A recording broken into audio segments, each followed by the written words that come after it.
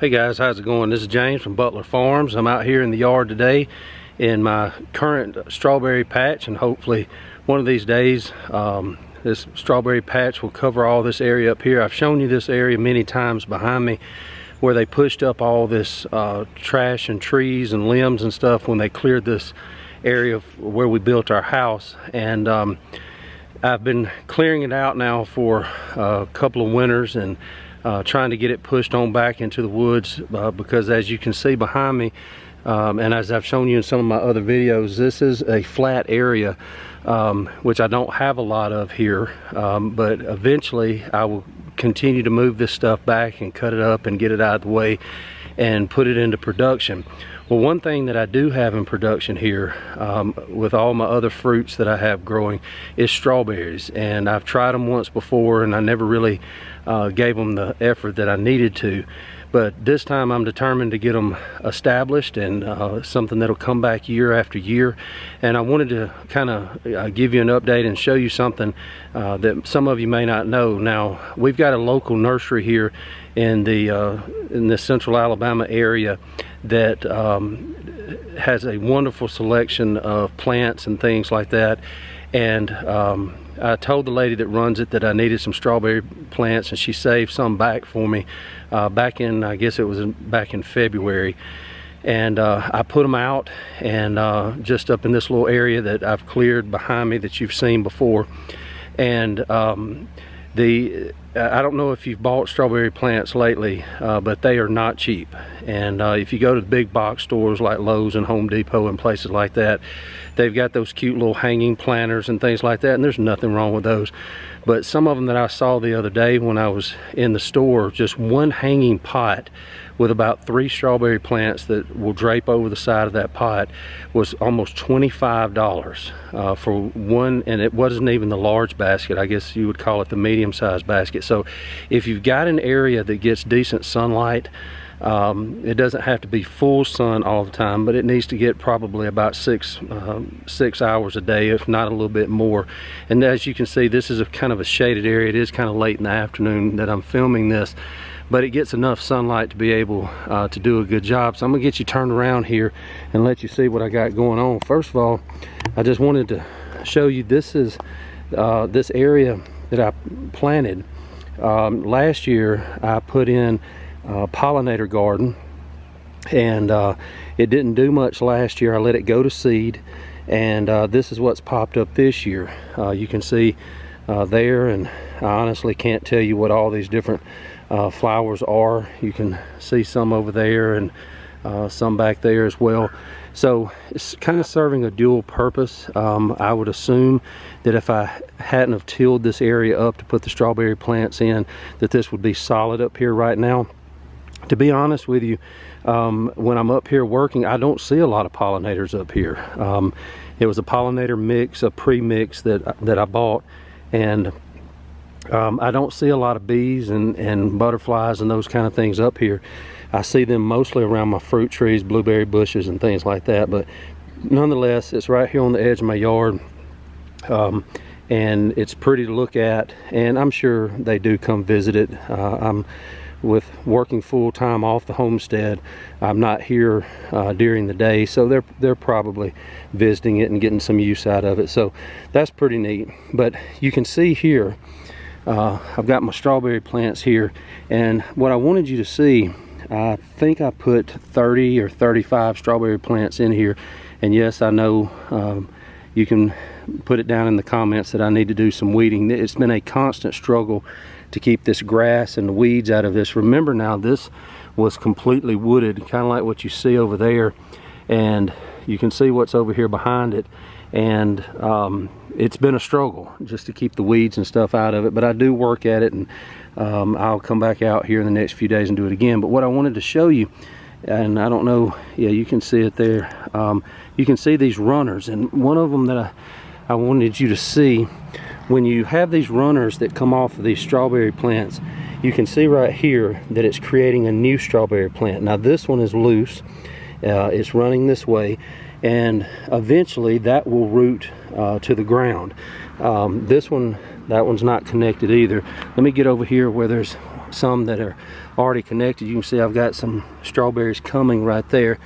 Let me get over here. Maybe this one is. Not yet. Okay, this one over here is. This is one of the first runners that I saw. You can see this mother plant here. This is one of the ones I planted, and it's got runners coming off both sides. And this is another one over here, and you can see, I'm not going to pull it too hard, but you can see that this one is attached to the ground. All right, so like this one over here is not attached yet. You can see the roots on the bottom of it, and it probably need to get that piece of bark out of the way, and it will eventually root to the ground and create a new plant there. You can see the one running off to the side, a little small runner over there that is going to also root to the ground. Some of these have not done that. Some of them are a little bit further behind, but some of them, like this one behind me, you can see that one little runner coming off the right side there that will eventually put down a new plant. You can even see the little bud on it right there. So what I'm telling you is, if you have a spot, you don't have to completely cover the area in strawberry plants. I know it would be a lot more efficient, I guess you would say, to buy a bunch of them to be able to cover the ground quicker. But guys, this is free strawberry plants. Like I said, strawberry plants, the very few plants that I do buy from the nursery, this is by far some of the more expensive plants that I bought. And you can see that this one looks just like this one, and it's coming off that mother plant, and it's already rooted to the ground. So I'm going to leave it there, and you can see that it's going there, and there's another bud on the end of it right there that will do the same thing. So on these runners, about every foot to foot and a half, you're going to see a new plant forming. Now eventually what that means is that it will cover this entire area. Now this pollinator garden will go away probably this year. I just let it stay because, like I said, it's pretty, and maybe it's doing some good for the pollinators. But eventually, look at this area over here, these two plants. Look at all the runners coming off of these two plants, and you can see there's one new, 2, 3, and there's more runners coming. There's another runner running right up through there. So there's going to be a lot of plants here, and eventually it will cover this entire ground. This one plant right here has one right here with the runner coming on out here. There's another bud on the end of that, and there's 2 coming off of this side. Let's see, yep, that one's already rooted too. And you can see right there that that one is not only a bud, it's already starting to leaf out. And they're going to crisscross each other and cover this ground completely, which is what I'm wanting it to do. I want it to be a completely self-sustaining strawberry patch that I can add to my crab apples, my pears, my apples, my blueberries, and you know, just have some variety in the fruit that we have. Like I said, there's a blueberry bush right there, and there's one right on the other side of those flowers, and there's one right over there behind those yellow flowers as well. So there's a good mix in here, and so eventually the hope is, the goal is to cover all this area from up here all the way down and all the way across, and even let it spread out here to where these flowers are and come to the edge of the yard. And as I keep clearing this stuff back, it'll keep moving its way that way as I get some clear ground. Now this will always be an issue. That is a I know it just looks like a pile of trash and those kind of things. It's not. There's a pile of concrete under there that was dumped out here. I guess they had part of a load left, and of course they can't take it back. But I've piled stuff on top of it. But you know, who knows, even with the concrete underneath it, it may have enough stuff on top of it, dirt, and as this stuff rots down, creating new soil, I may can get it to move on up on top of that concrete pile as well. We'll just have to wait and see.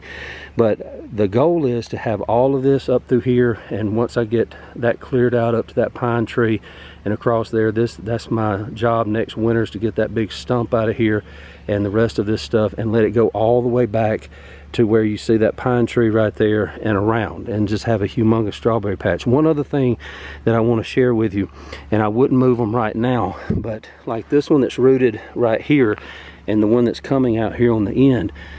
As they keep coming out into the yard, obviously I would want them to stop at some point and not come completely out in the yard. So what you can do is, where you see that one that's already budded and got a little leaf on the end, I'm just going to simply turn it back in like that, and it will put down another strawberry plant right there.